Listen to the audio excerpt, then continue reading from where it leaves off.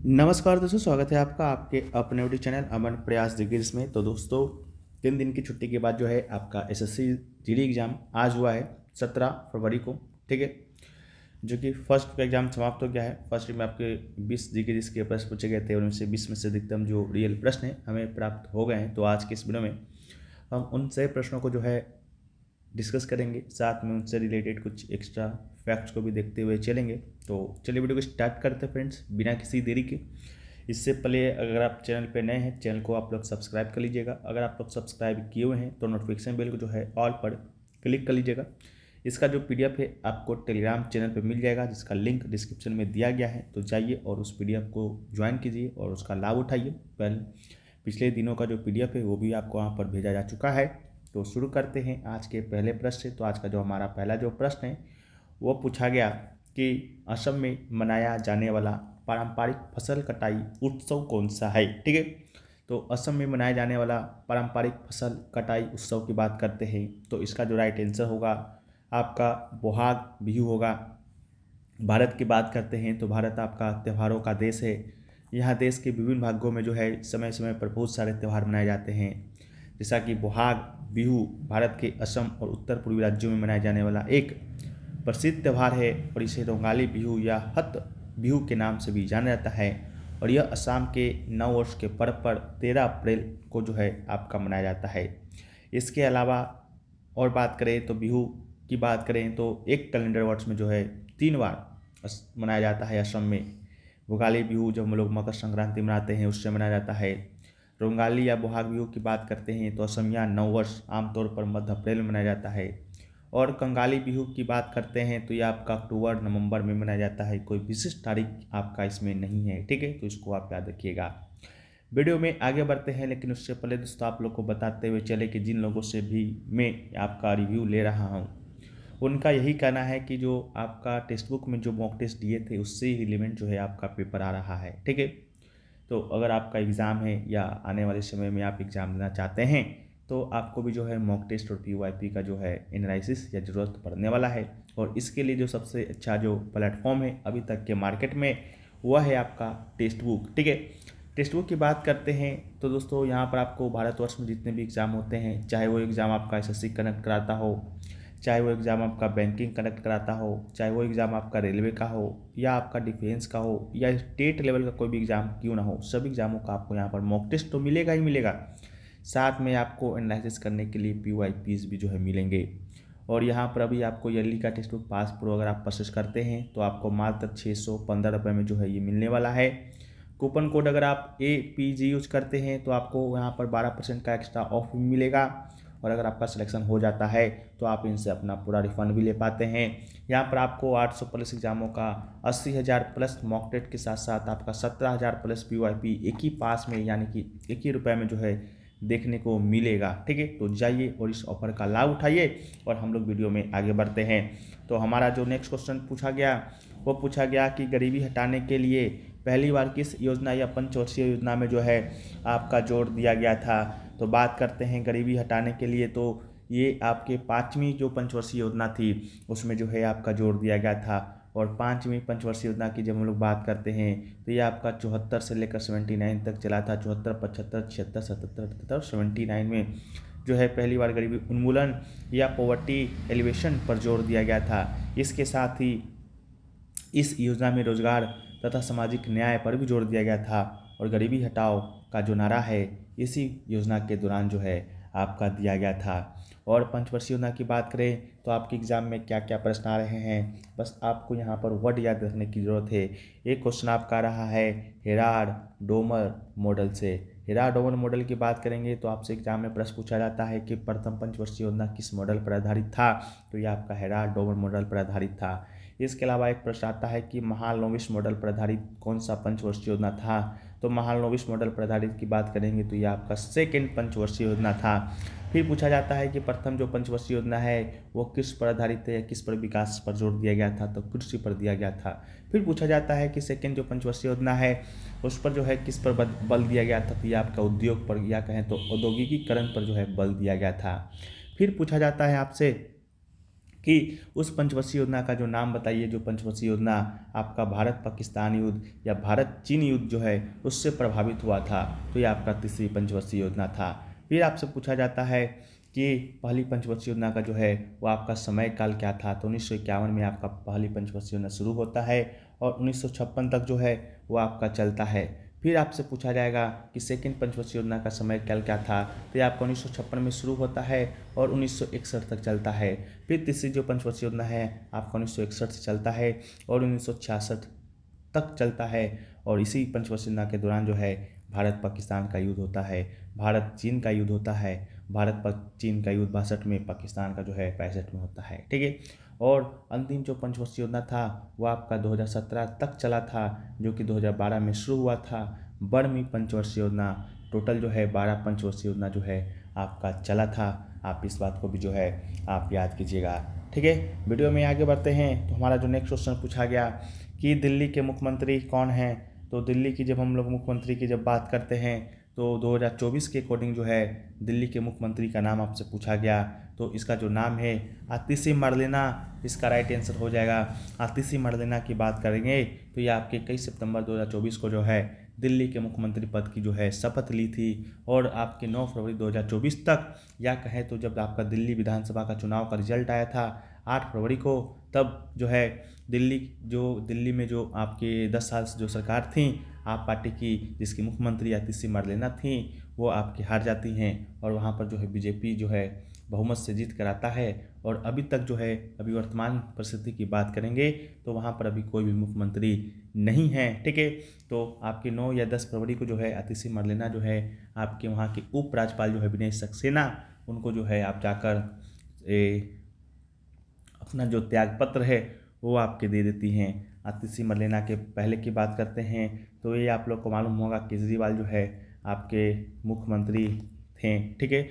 जब केजरीवाल आपके जेल गए उस समय भी वो आपके मुख्यमंत्री थे, लेकिन जब ये बेल पर बाहर आए तो इन्होंने जो है आपका आतिशी मरलेना को मुख्यमंत्री बनाया, खुद त्यागपत्र दे दिए और कहा कि जब तक जो है जनता हमें वोट देकर ये साबित ना कर दें कि हम निर्दोष हैं, तब तक जो है हम मुख्यमंत्री की कुर्सी पर जो है नहीं बैठेंगे। और ऐसा हुआ कि जनता ने इनको मुख्यमंत्री के पद पर बैठाया ही नहीं। और तो और इनकी पार्टी की हार तो हुई ही, लेकिन जब केजरीवाल जो इनकी सीट थी जहाँ से ये 10-12 साल से जीतते हुए आ रहे थे नई दिल्ली की सीट से, ठीक है, वहाँ भी इनको 4000 वोटों से जो है हार का सामना करना पड़ा, ठीक है। और वहाँ पर केजरीवाल के जो विरुद्ध जो चुनाव लड़े थे वो आपके प्रवेश वर्मा थे, ठीक है, जिन्होंने केजरीवाल को जो है हराया था, ठीक है। तो याद रखिएगा। और मैं भी शायद हो सकता है जब 20 फरवरी को आपके दिल्ली के मुख्यमंत्री पद की शपथ होगी तो प्रवेश वर्मा ही वो चेहरा होंगे जो आपके दिल्ली के मुख्यमंत्री जो हैं वो आपके बनेंगे, ठीक है।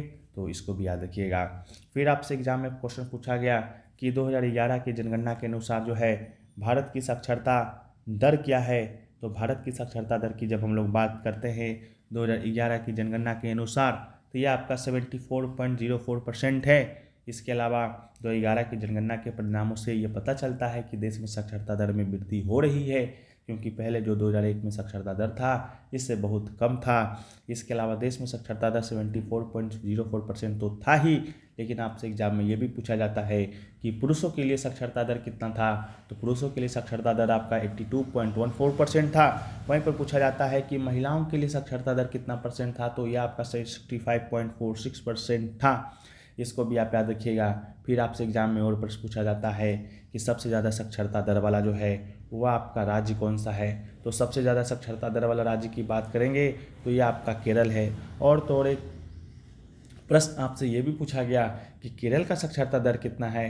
तो केरल का साक्षरता दर 93.91% या कहें तो लगभग 94% है। ये भी प्रश्न आपके एग्जाम में पूछा गया। फिर पूछा जाता है कि सबसे कम जो साक्षरता है वो आपका किस राज्य का है। तो सबसे कम साक्षरता दर की बात करेंगे तो वो आपका बिहार राज्य है, जहाँ पर साक्षरता दर सबसे कम है। फिर आपसे एग्जाम में पूछा जाता है हमें वो राज्य का नाम बताइए जहाँ पर पुरुष साक्षरता दर और महिला साक्षरता दर में जो है काफ़ी अंतर देखने को मिलता है। तो काफ़ी अंतर देखने को मिलता है तो ये हमें राजस्थान में देखने को मिलता है, ठीक है। तो इसको भी आप याद रखिएगा। फिर आपसे पूछा जाता है कि बताइए आपका सबसे कम बाल लिंगानुपात जो है किस राज्य का है, तो सबसे कम बाल लिंगानुपात आपका हरियाणा राज्य का है। फिर पूछा जाता है सबसे ज़्यादा बाल लिंगानुपात कहाँ का है, तो ये आपका अरुणाचल प्रदेश का है। तो आप इसको भी जो है याद रखिएगा। ये सारे प्रश्न आपके एग्जाम में पूछा जाते हैं। बाल लिंगानुपात की बात करेंगे तो 0 से 6 वर्ष के बच्चे को लेकर जो है इसको काउंट किया जाता है कि 0 से 6 वर्ष में जो है आपका पुरुषों पर महिलाएं की संख्या जो है किस राज्य में ज़्यादा है, किस राज्य में कम है। वहीं पर बात करेंगे ओवरऑल, तो ओवरऑल जो है भारत का लिंगानुपात सर्वाधिक जो है वो आपका केरल का है। केरल का लिंगानुपात आपका 1084 है, यानी कि 1084 महिलाएं वहाँ पर है, 1000 पुरुषों पर। ठीक है, तो उसको आप याद रखिएगा। फिर आपसे एग्जाम में प्रश्न पूछा गया कि सोनल मानसिंह जो है किस नृत्य से संबंधित है। हो सकता है ये प्रश्न का जो लैंग्वेज हो वो कुछ और हो, लेकिन संबंधित तो आपके सोनल मानसिंह से ही था। तो सोनल मानसिंह की जब हम लोग बात करते हैं तो सोनल मानसिंह जिनका संबंध भरतनाट्यम और ओडिसी दोनों शास्त्रीय नृत्य से है। ठीक है, भरतनाट्यम जो कि आपका तमिलनाडु का शास्त्रीय नृत्य है और ओडिसी जो कि आपका उड़ीसा का शास्त्रीय नृत्य है, इन दोनों से ही संबंधित हैं आपके सोनल मानसिंह। दोनों नृत्यों में जो है ये अपनी विशेषज्ञता रखती हैं। इसके अलावा शास्त्रीय नृत्य को बढ़ावा देने में उनके योगदान के लिए उन्हें कई राष्ट्रीय और अंतर्राष्ट्रीय संगठनों से जो है प्रशंसा भी मिली है। 1992 में इन्हें जो है पद्म भूषण प्राप्त हुआ और सबसे कम उम्र की ये जो प्राप्तकर्ता बनी। इसके अलावा 2003 में सोनल मानसिंह जो है पद्म विभूषण से सम्मानित होने वाली पहली भारतीय महिला नर्तकी बनी थी। और इसी से रिलेटेड जो है आपका प्रश्न जो है पूछा गया था कि बताइए सोनल मानसिंह को पद्म विभूषण कब मिला, या 2003 में सोनल मानसिंह को पद्म विभूषण मिला तो उनका संबंध किस नृत्य से था। ठीक है, एक प्रश्न आपके एग्जाम में और बनता है कि बताइए सोनल मानसिंह को निम्नलिखित में से कौन सा पुरस्कार नहीं मिला है, जहाँ आपकी पद्म भूषण पद्म विभूषण तो रहेगा लेकिन पद्मश्री जो है वो आपके अभी तक सोनल मानसिंह को नहीं मिला है। तो इसको भी आप जो है याद रखिएगा। और बढ़ते हैं वीडियो में आगे, तो हमारा जो नेक्स्ट क्वेश्चन है वो पूछा गया कि संविधान का 74वां जो संशोधन है वो आपका किससे संबंधित है। तो जब हम लोग 74वां संशोधन की बात करते हैं तो ये आपकी शहरी स्थानीय स्वशासन से संबंधित है। तो इसका राइट आंसर जो है शहरी स्थानीय स्वशासन हो जाएगा।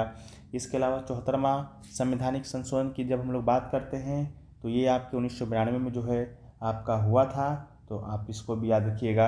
इसके अलावा ये नगरपालिकाओं को संवैधानिक दर्जा देने के लिए नगरपालिका अधिनियम के रूप में जो है जाना जाता है और उन्हें संविधान के न्याय संगत हिस्से के तहत लाया गया है। इसके अलावा इस अधिनियम का उद्देश्य शहरी स्थानीय निकायों की संरचना और जनादेश के लिए एक रूपरेखा प्रदान करके जमीनी स्तर पर प्रभावी लोकतंत्र को मजबूत करना है। जब हम लोग 74वां संवैधानिक संशोधन को पढ़ते हैं तो 73वां को भी पढ़ना आपका ज़रूरी हो जाता है। और 73वां जो संशोधन है यह राज्य विधानसभाओं के द्वारा सौंपे गए कार्यों और शक्तियों के प्रदर्शन के लिए जो है पंचायती राज प्रणाली की नींव के रूप में ग्राम सभा की परिकल्पना करता है। और इसको याद रखिएगा। इसके अलावा और क्या याद रखना है, तो और आपको एक 42वां जो है संवैधानिक संशोधन याद रखना है। 42वां संशोधन की बात करते हैं तो ये पहली बात आपका हुआ कब था, तो ये आपका हुआ था आपका 1976 में। और ये जो है आपका इसमें जो है मौलिक कर्तव्य जो है वो आपका इसमें जोड़ा गया था। मौलिक कर्तव्य की बात करेंगे तो 10 संख्या इसी समय जोड़े गए थे। और एक जो मौलिक कर्तव्य है 2002 में 86वां संवैधानिक संशोधन के माध्यम से जोड़ा गया था। और इसी संशोधन के माध्यम से जो है आप शिक्षा के अधिकार में अनुच्छेद 21A को भी शामिल किया गया था। मौलिक कर्तव्य जो है स्वर्ण सिंह समिति के सिफारिश पर जो है आपका जोड़ा गया, इस बात को भी याद रखिएगा। ठीक है, और अनुच्छेद 51A में ये सम्मिलित है और भाग 4A में है। ठीक है, तो इसको भी याद रखना है। ठीक है, इसके अलावा वीडियो में आगे बढ़ते हैं लेकिन उससे पहले दोस्तों आप लोग को बताते हुए चले ये सारे जो प्रश्न हैं आपके लगभग जो हैं आपके रिपीट हो रहे हैं। जब प्रश्न आपका रिपीट हो रहा है तो आपका एक कर्तव्य बनता है कि अभी तक जितने भी शिफ्टों में एग्ज़ाम कंडक्ट हुए हैं लगभग आपका 4 से 13 फरवरी तक में जो है आपका एग्ज़ाम कंडक्ट हुआ है और उसमें लगभग 500 प्रश्नों का जो है हमने PDF तैयार किया है। ये PDF दोस्तों आपको मात्र 25 रुपये में मिलेगा। अगर आप इसे लेना चाहते हैं तो आप इसे ले सकते हैं। सैंपल के तौर पर जो है आप इसे 2 पिक को देख सकते हैं। ये आपकी हिंदी और इंग्लिश जो है दोनों लैंग्वेज में उपलब्ध है। लेने के लिंक जो है डिस्क्रिप्शन में दिया गया है। अगर आप लिंक के माध्यम से नहीं लेना चाहते हैं तो 2 व्हाट्सअप नंबर दिया गया है, दोनों में से किसी एक पर संपर्क कीजिएगा तो आपको ये PDF मिल जाएगा। लेकिन अगर आप चाहते हैं कि हम आगे की एग्ज़ाम की भी तैयारी करें तो आप जो है हमारे द्वारा बनाए गए 40 इम्पोर्टेंट टॉपिक वाइज ई बुक को ले सकते हैं, जिसमें आपको MCQ प्रश्न में जो है आपके मिलेंगे। MCQ प्रश्न आपके दिसंबर 2024 तक का अपडेटेड होगा। ये ई बुक आपके आगामी सभी एग्ज़ामों के लिए इम्पोर्टेंट तो है ही, साथ में अभी जो GD का एग्ज़ाम चल रहा है उसके लिए भी इम्पोर्टेंट है। ई बुक भी आपका हिंदी और इंग्लिश दोनों में उपलब्ध है। ऐसे तो ई बुक का जो प्राइस है आपका 199 रुपये है, लेकिन अभी लीजिएगा मात्र 49 रुपये में मिलेगा। और तो और ये जो GD का जो PDF है आपके 500 प्लस प्रश्नों का, वो भी आपको फ्री मिल जाएगा, या एक तरह से कहें तो 49 रुपये में आपको 2 चीज़ मिलेंगे। ठीक है, तो इसका भी लिंक डिस्क्रिप्शन में दिया गया है, कमेंट सेक्शन में पिन है, जाइए आप इसका लाभ उठाइए। इसके अलावा बात करते हैं और फैक्टर के ऊपर कि आपका आज का जो एग्ज़ाम है वो आपका कैसा रहा कैसा ना रहा। तो आपको बताते हुए चले कि आज का एग्ज़ाम में जो है आपका मैथ का जो क्वेश्चन आया था वो दोस्तों आपका कैलकुलेटिव आया था। बहुत सारे स्टूडेंट कह रहे हैं कि मैथ के जो 5 क्वेश्चन थे वो दोस्तों आपके हार्ड थे। ठीक है, तो उसको भी आप याद कीजिएगा, इसको भी आप मतलब नॉलेज में रखिएगा। इसके अलावा CI का जो क्वेश्चन था वो आपका हार्ड था, ऐसा स्टूडेंट का कहना है। इसके अलावा जो है केमिस्ट्री से शायद आपसे 3 प्रश्न पूछे गए थे, ऐसा स्टूडेंट का कहना है। ठीक है, तो चलिए हम वीडियो को यहीं पर समाप्त करते हैं। अगर वीडियो अभी आपको पसंद आया है तो वीडियो आप लोग लाइक कर दीजिए। अगर आप लोग चैनल पे नए होंगे तो आप लोग चैनल को सब्सक्राइब कर दीजिए। और इसका जो PDF है आपको टेलीग्राम चैनल पे मिलेगा, जिसका जो लिंक है आपको डिस्क्रिप्शन में दिया गया है। जाइए और इस ऑफर का जो है आप लाभ उठाइए। ठीक है, इस PDF का लाभ उठाइए। मिलते हैं नेक्स्ट वीडियो में, जब तक के लिए जय हिंद फ्रेंड्स।